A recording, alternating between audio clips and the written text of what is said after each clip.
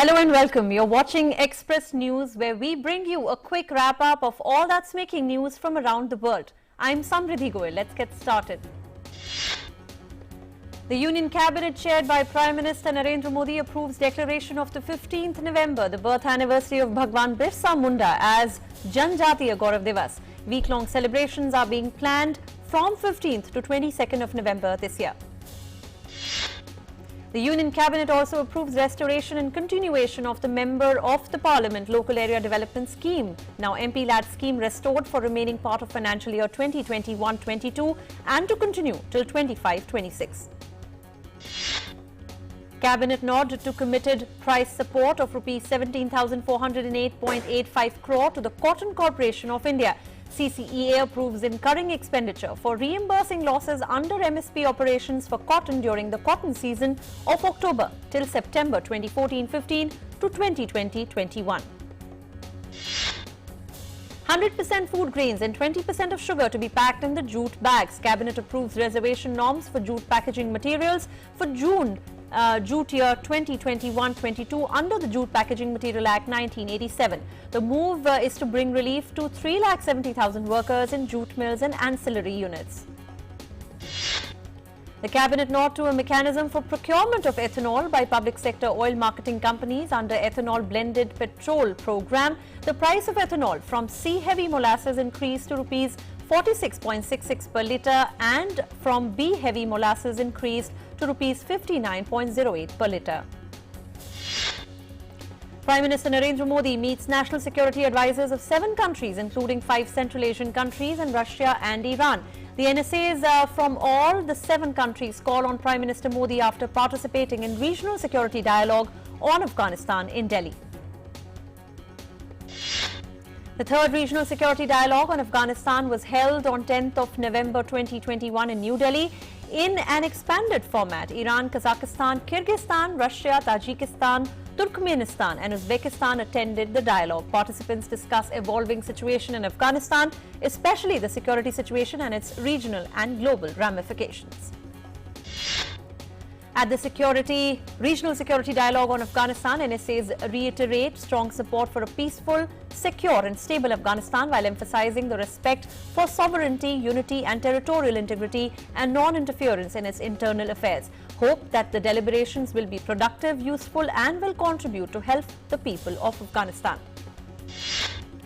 NSAs emphasize that Afghanistan's territory should not be used for sheltering, training, planning or financing any terrorist acts. Also called for collective cooperation against the menace of radicalization, extremism, separatism and drug trafficking in the region. NSAs also emphasize the importance of ensuring that the fundamental rights of women, children and minority communities are not violated. They also reiterate that humanitarian assistance should be provided in an unimpeded, direct and assured manner to Afghanistan.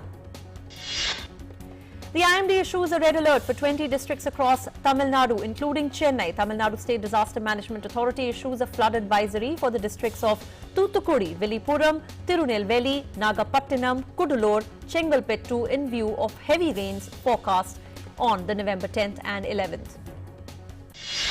In Tamil Nadu, the death toll due to ongoing rain spell has now risen to 12. Tamil Nadu Revenue and Disaster Management Minister says 11 NDRF teams and 7 teams of Tamil Nadu SDRF stationed at vulnerable locations for immediate rescue and relief operations. Raksha Mantri addresses Air Force commanders on its inaugural day, appreciates IAF for maintaining high level of preparedness, ability to respond on short notice and displaying high standards of professionalism in carrying out operational and peacetime tasks. Rajnath Singh also says the efforts in the field of indigenization through Make in India initiative is now showing results. The minister stresses that the orders of the LCA, MK1A and C295 will open new opportunities in the indigenous aerospace sector. India calls to commitment from the global clean energy community to access to sustainable fuels, chemicals and materials to reduce greenhouse gas emissions and achieve global climate goals. The Union Minister Dr. Jitendra Singh addresses the 26th UN Climate Change Conference of the Parties for the Mission Innovation Initiative. Uttar Pradesh Chief Minister Yogi Adityanath flags off the trial run of Kanpur Metro. Under the primary section, metro trains will run on the priority corridor between IIT Kanpur and Moti Jheel. Project completed in less than a span of 2 years despite the pandemic break. UP Chief Minister Yogi Adityanath reviews Zika virus situation in Kanpur, holds a meeting with districts and health officials and visits affected areas. Union Minister of State for Health and Family Welfare Dr. Bharati Pawar inaugurates brainstorming sessions on strategies for ending TB by 2025 with eminent experts and public health specialists. Dr. Bharati says we need to shift gears and come up with innovative solutions to make up for the setbacks due to COVID-19 and move beyond. In Rajasthan, 8 people died, several were injured after a collision between a passenger bus and a truck near Pachpadra in Barmer district. Prime Minister Narendra Modi today expressed grief over loss of lives, announces ex gratia of rupees 2 lakh for the next of kin of deceased. Nation celebrates third day of Chhath Puja today with full fervour. Women on this day take a dip in the water to offer prayers to the sun god. Women also offer arag to the sun god in the evening today. India continues to fight COVID-19 with the administration of more than 52.69 lakh vaccine doses in the last 24 hours. India's COVID-19 vaccination coverage has now crossed 109 crore landmark milestone. As part of the nationwide vaccination drive, the government has been supporting the states and union territories by providing them COVID vaccines free of cost. The government will procure and supply 75% of the vaccines being produced by the vaccine manufacturers in the country to states and union territories. More than 118 crore vaccine doses have been provided to states and union territories so far through free of cost channel and through direct state procurement category. More than 16 crore 13 lakh balance and unutilized COVID vaccine doses are still available with the states and union territories to be administered. The recovery of 11,961 patients in the last 24 hours has increased the cumulative tally of recovered patients since the beginning of the pandemic to 3 crore 37 lakh 87,047. Consequently, India's recovery rate stands at 98.25%. Sustained and collaborative efforts by the centre and the states, union territories continue the trend of less than 50,000 daily new cases that is being reported for 136 consecutive days now. 11,466 new cases were reported in the last 24 hours. The active case load presently stands at 1,39,683, which is lowest in 264 days. Active cases presently constitute 0.41% of the country's total positive cases, which is lowest since March last year. Testing capacity across the country continues to be expanded. The last 24 hours saw a total of 12,78,728 tests being conducted. India has so far conducted over 61 crore 85 lakh cumulative tests. While the testing capacity has been enhanced across the country, the weekly positivity rate at 1.20% remains less than 2% for the last 47 days now. The daily positivity rate reported to be 0.90%. It has remained below 2% for the last 37 days and below 3% for 72 consecutive days now. Shares of beauty startup cosmetics e-tailer Nykaa made a sparkling debut on the stock exchanges on Wednesday. Shares of FSN e-commerce ventures, the parent company of Nykaa, listed at 2,018 rupees a share on the National Stock Exchange, which is a hefty premium of 79% compared to its issue price of 1,125 rupees per share. Oil companies of India will set up 22,000 electric vehicle charging stations on a mission mode in prominent cities and along the national highways across the country. In a series of tweets, Petroleum and Natural Gas Minister Hardeep Singh Puri said Indian Oil Corporation will set up 10,000 stations and it has already installed 439 EV charging stations and plans to install 2,000 charging stations in its retail outlet network over the next 1 year. The Reserve Bank of India has announced its first global hackathon, Har Binger 2021 Innovation for Transformation, with the theme Smarter Digital Payments. Registration for the hackathon starts from November 15th. For the hackathon, RBI has invited participants to identify and develop solutions that have the potential to make digital payments accessible to the underserved, enhance the ease of payments and user experience. At the stock markets, the Sensex at the Bombay Stock Exchange fell 81 points or 0.1% to close at 60,353. While Nifty at the National Stock Exchange shed 27 points or 0.2% to 18,017. Oil prices slipped after early gains on Wednesday, though a potential drop in the US crude stock and tighter supplies capped losses. Brent crude futures were at $84.56 a barrel by 1100 GMT, down 22% or 0.3% after touching a session high of $85.50.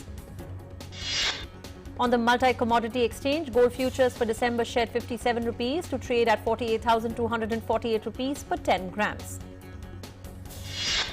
While silver futures for December rose 215 rupees to trade at 64,700 rupees a kilo.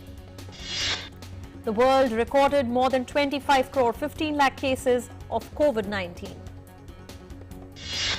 The number of recoveries from COVID-19 worldwide has now crossed 22 crore 77 lakh, while the virus has claimed over 50 lakh 79,000 lives so far.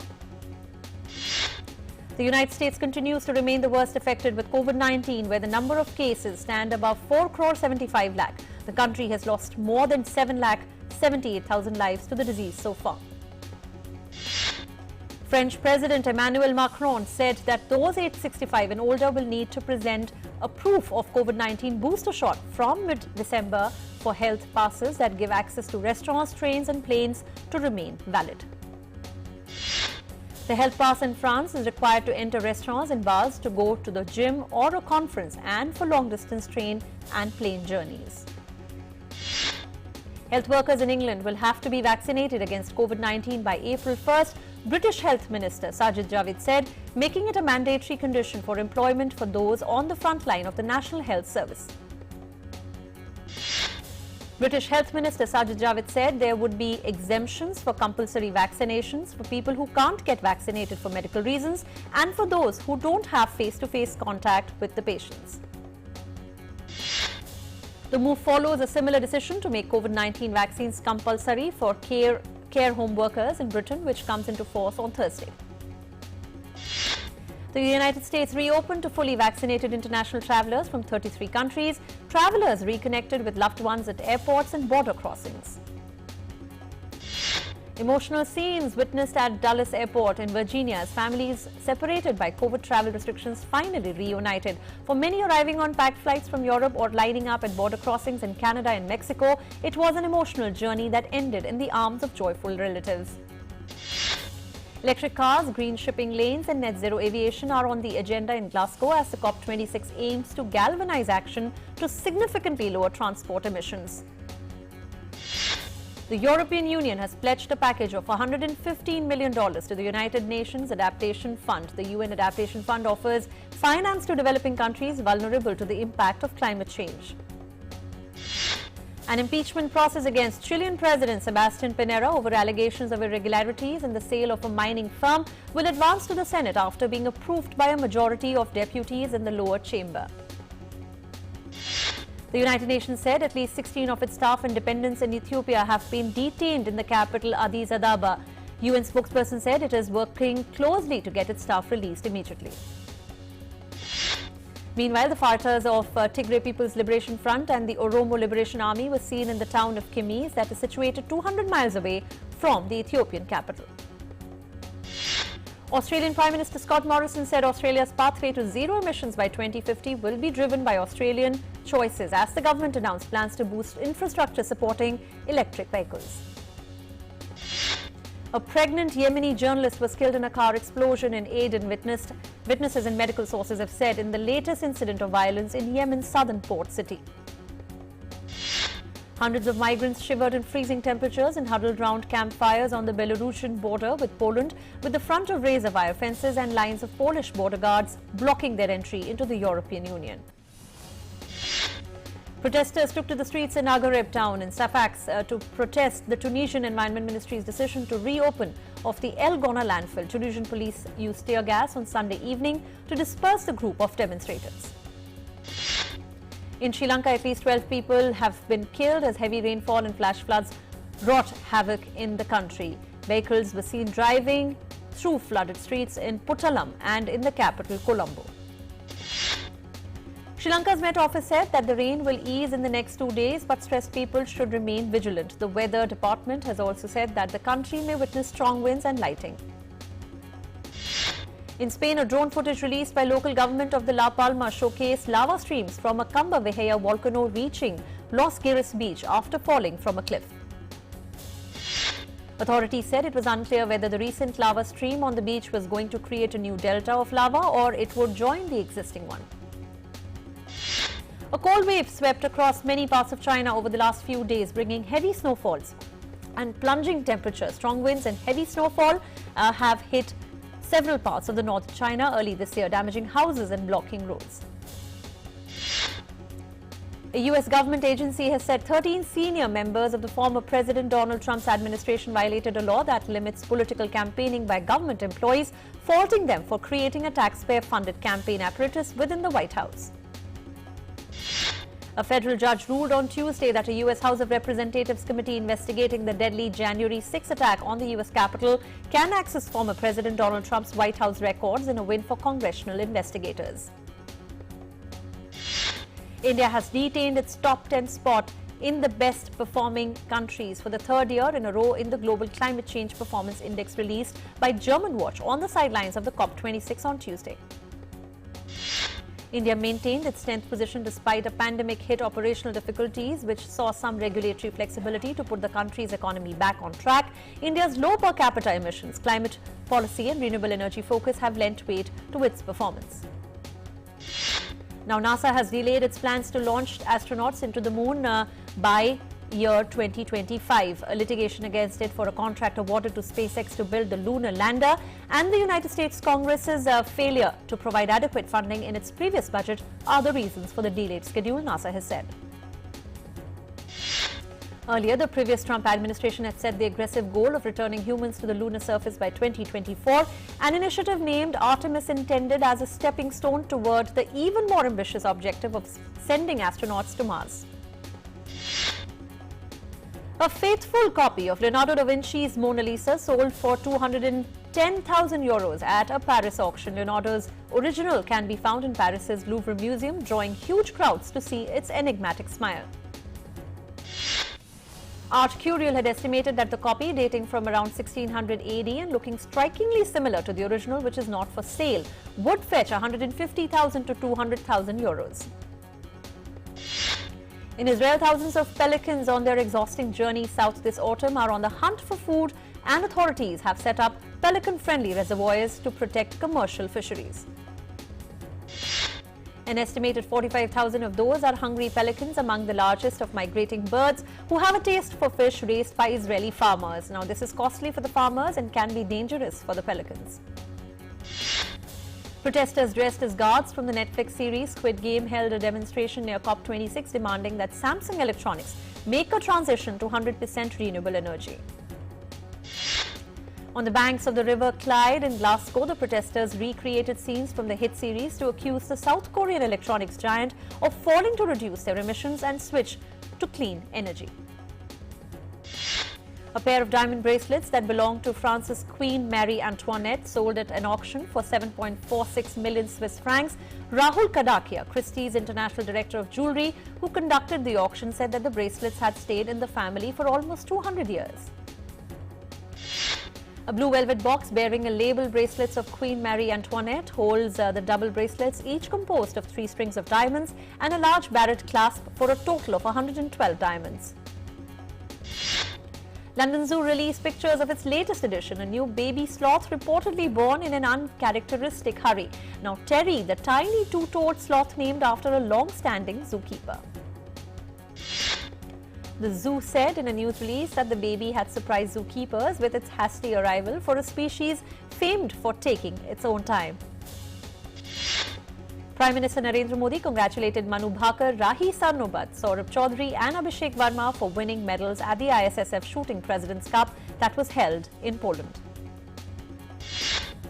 Pakistan and Australia will face each other in the second semi-final of the ICC T20 World Cup on Thursday.